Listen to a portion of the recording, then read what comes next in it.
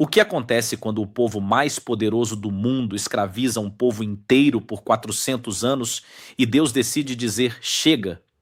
O que acontece quando um homem fugitivo, com um passado sombrio e uma língua emperrada, recebe a missão mais impossível da história?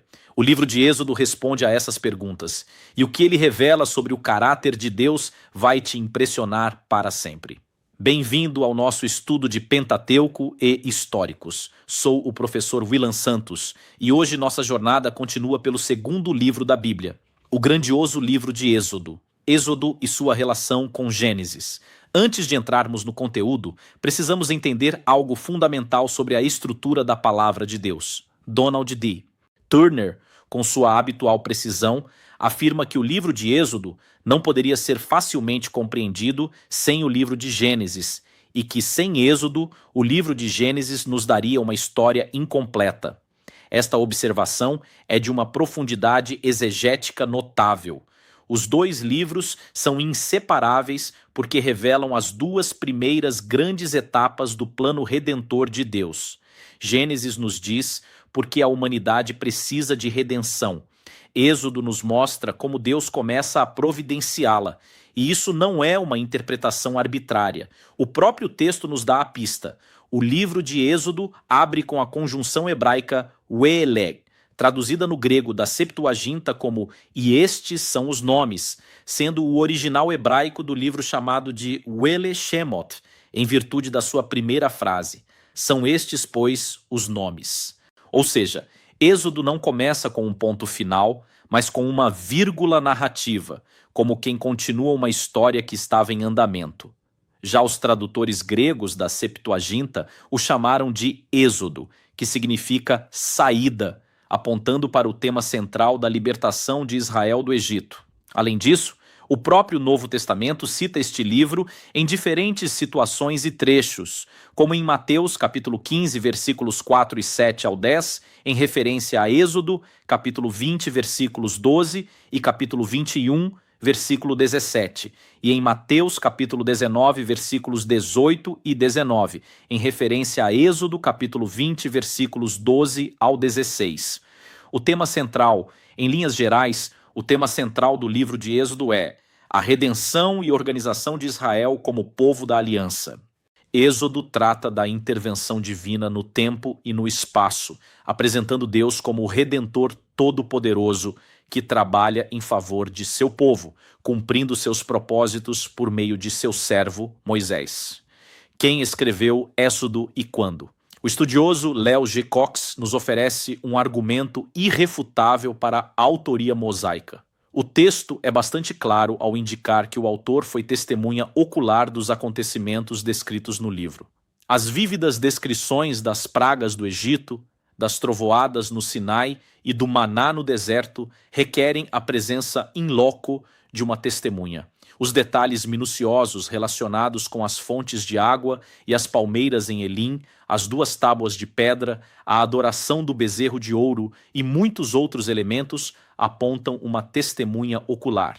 Considerando que há pouca ou nenhuma evidência de adições posteriores ao livro, presumimos com segurança que o escritor de Êxodo compôs o material durante ou logo após as experiências registradas no livro.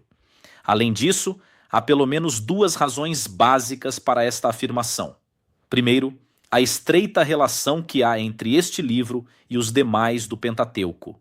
E segundo, o fato de Moisés se colocar como centro das ações registradas no livro. Embora alguns teólogos liberais ainda se oponham a esta atribuição, a veracidade do livro, comprovada por diferentes áreas de exploração arqueológica e pelo texto em si, nos leva a seguir com a tradição de que Moisés é seu autor.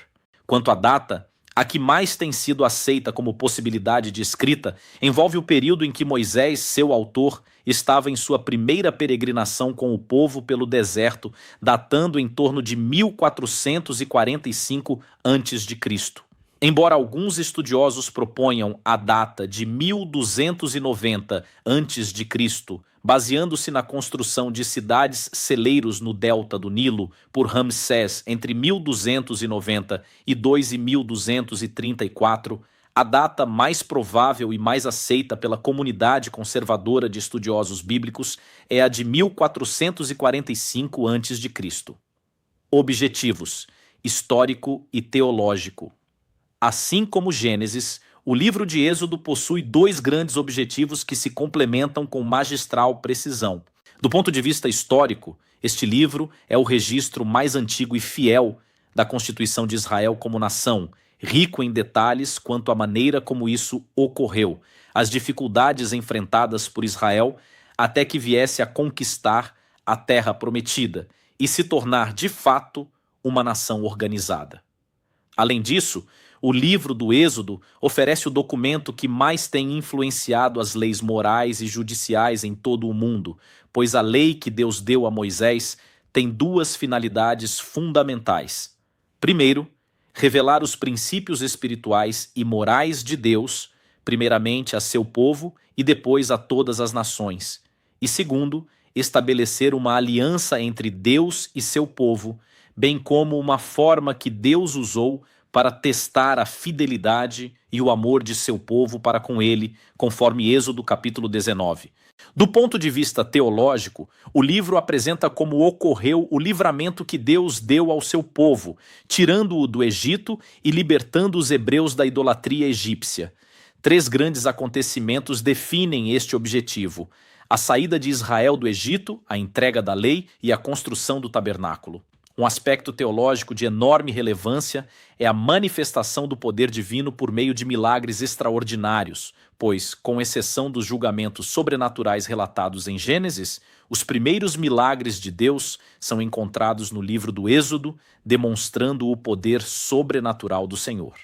E o livro conta-nos também sobre a instituição da Páscoa, que, sem levar em conta outros detalhes, apontava para verdades eternas que se cumpririam plenamente em Cristo. A festa da Páscoa tinha pelo menos três grandes objetivos.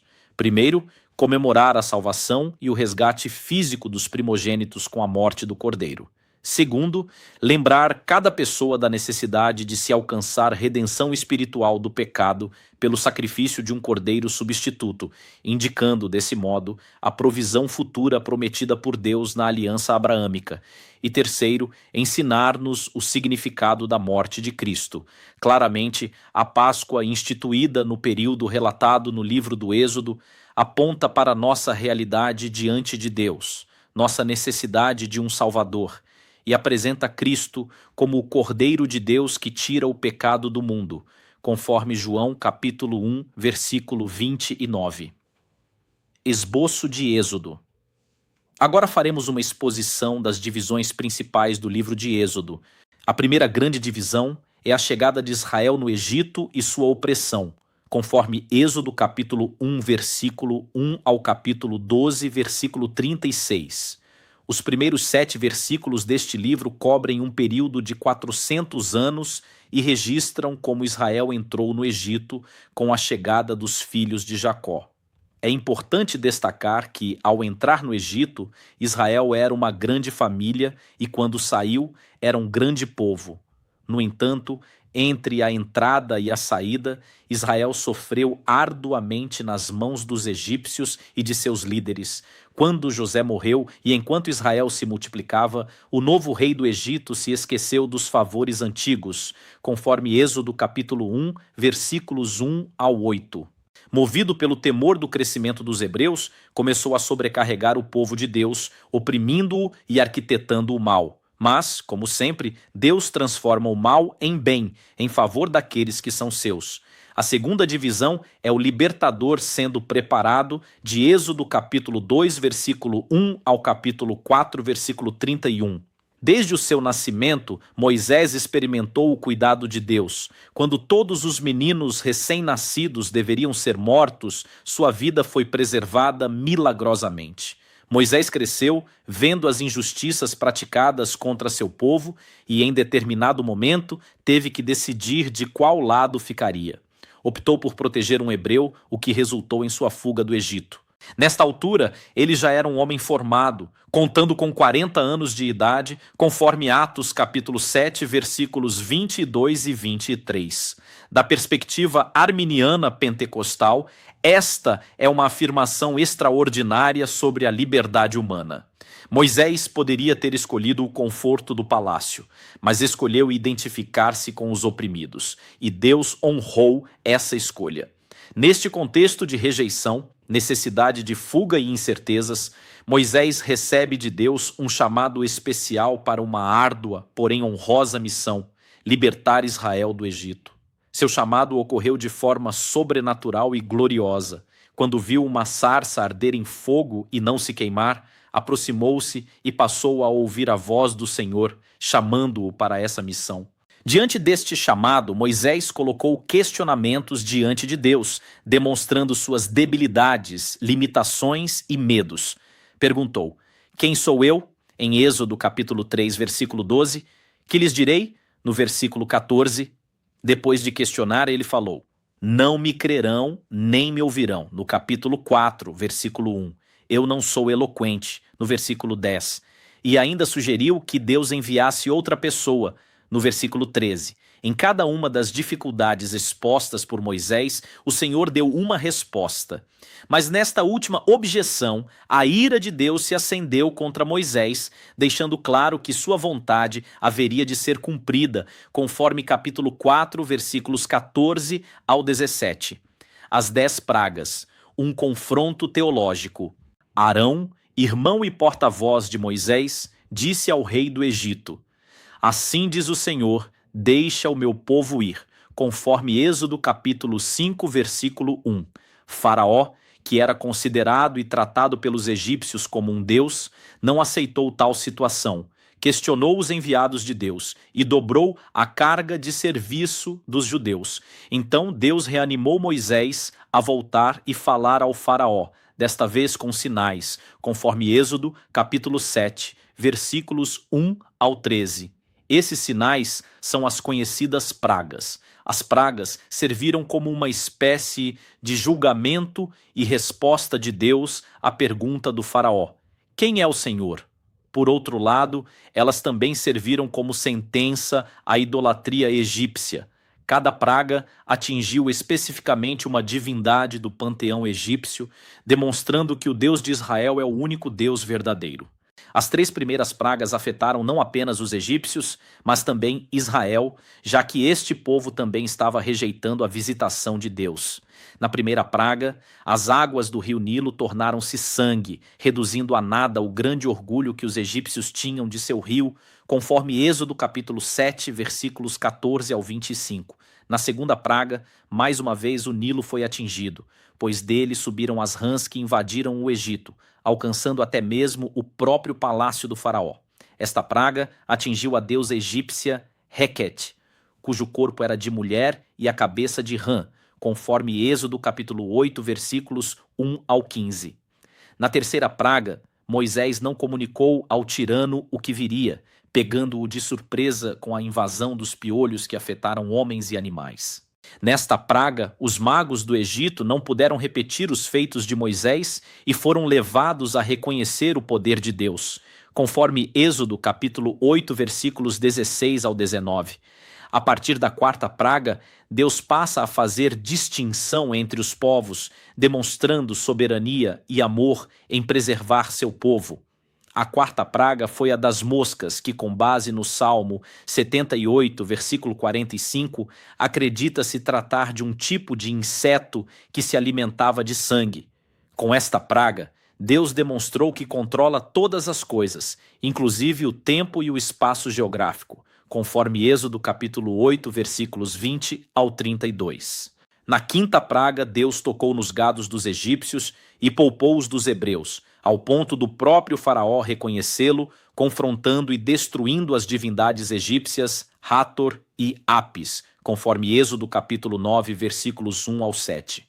Na sexta praga, as úlceras afetaram tanto os animais como os homens, inclusive os magos do Egito, que não puderam nem sequer estar diante de Moisés, conforme Êxodo capítulo 9, versículos 8 ao 12.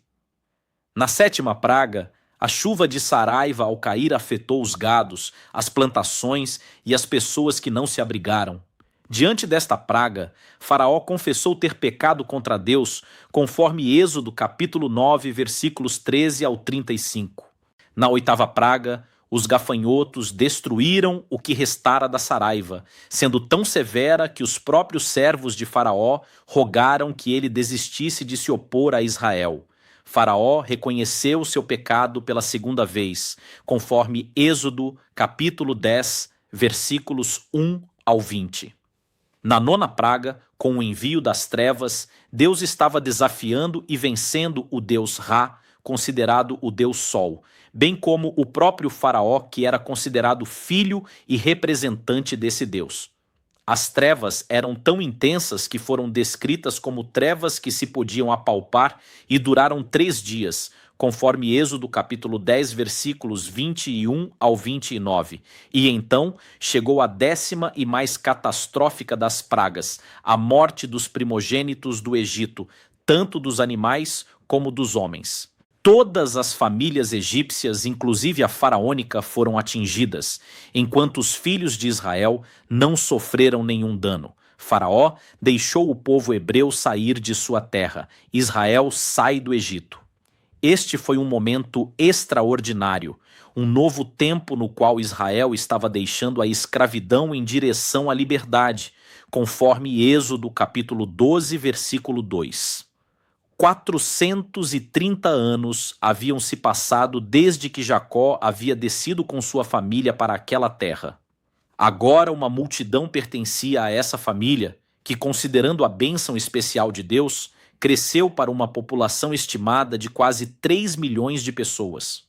Israel não seria mais dominado e liderado pelo tirano egípcio. A partir deste momento, Deus passaria a liderar seu povo por meio daqueles que por ele fossem escolhidos para tal missão. E aqui temos um detalhe emocionante. Enquanto os egípcios choravam seus mortos, Moisés desenterrava os ossos de José para levá-los consigo em direção à terra prometida, conforme Êxodo capítulo 13, versículo 19, atendendo à solicitação que José havia feito séculos antes, conforme Gênesis capítulo 50, versículos 24 e 25. A palavra dada a um patriarca morto foi honrada por um povo em movimento. Verdadeiramente, Deus é soberano e cumpre todos os seus propósitos. Conclusão. O livro de Êxodo é, em sua essência, o grande livro da redenção no Antigo Testamento. Nele aprendemos que Deus ouve o clamor do oprimido, que ele é soberano sobre toda a estrutura de poder humano, por mais imponente que pareça, que ele prepara seus instrumentos no silêncio do deserto antes de lançá-los ao palco da história, e que nenhuma escravidão, seja ela física, espiritual ou existencial, tem a última palavra quando Deus diz chega. Da perspectiva arminiana pentecostal, Êxodo é também um livro sobre a cooperação entre a soberania divina e a responsabilidade humana. Deus tinha um plano, mas precisava de um Moisés disposto. As pragas eram atos divinos, mas havia um homem diante do faraó proclamando a palavra. A Páscoa era uma ordenança divina, mas precisava de um povo obediente que a celebrasse e aplicasse o sangue nas suas portas. Deus não salva sem o homem, nem o homem se salva sem Deus. Esta é a glória da teologia da aliança, um Deus que resgata e um povo que responde. Se este estudo tocou o seu coração e abriu a sua mente para a grandeza do Deus da Bíblia, deixa o seu like agora, compartilha com alguém que precisa conhecer o Deus que liberta e se inscreve no canal para não perder nenhum vídeo. Aqui você encontra teologia séria, exegese profunda e a palavra de Deus sendo ensinada com rigor e compaixão. Que Deus abençoe ricamente a sua vida e até o próximo estudo.